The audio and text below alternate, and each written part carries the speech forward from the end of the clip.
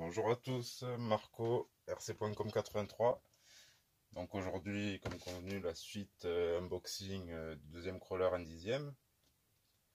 Donc j'en vois déjà un qui va être content, puisque ce n'est pas pour moi.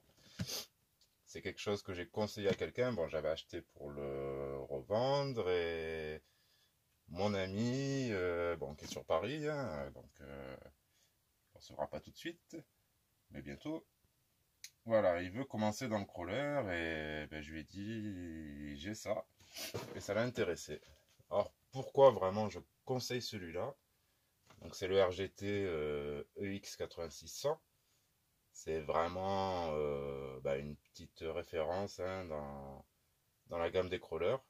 On le retrouve sous l'appellation FTX Outback Fury sur les sites français. Évidemment, cinquantaine d'euros plus cher que cela. Cela faut compter en moyenne dans les 200 euros, ce qu'en fait un crawler référence depuis quelques années.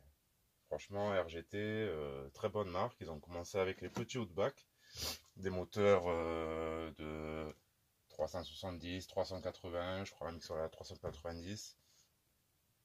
C'est-à-dire des petits moteurs charbon, mais c'est quand même sur des petits crawlers. On aurait plus dit du N12 que du N10. Et franchement, ils étaient déjà excellents. Et ils ont continué avec ça, histoire de concurrencer les Axial et compagnie. Ils ont réussi leur coup. Bon, vous le connaissez, hein. Je pense que beaucoup de monde connaît ce crawler. Et c'est vraiment une bonne entrée de gamme. Pourquoi? Pas que pour le prix, hein. Faut pas toujours faire une fixette là-dessus. Mais parce que c'est un modèle évolutif. Mais vraiment, et encore plus que ce que je pensais. Il y a RGT, nous fait toutes les pièces en option. On peut l'upgrader avec toutes les pièces de la marque. C'est vraiment super. Alors après, attention en France, quand on prend FTX, FTX ne fait pas que le RGT. Quand on prend les séries Outback, ce sont des RGT rebadgés. Si vous prenez les versions, on voit avec les carrosseries Defender, toutes les versions, toutes les autres versions de FTX, ça serait plutôt des VRX.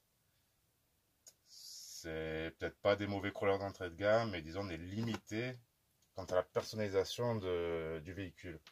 Alors que là-dessus, c'est comme un Axial, vous aurez tout, vous trouverez tout ce qu'il vous faut. Voilà. Et tout en ayant une très bonne machine à la base, même sans la modifier, très bonne machine. J'en ai déjà eu une, donc que j'avais revendue aussi, donc j'ai pas trop pu l'essayer, mais j'avais eu en main. Et j'avais été agréablement surpris par la qualité, par la carrosserie, une des carrosseries les plus solides sur un crawler. Après, en crawler, c'est rare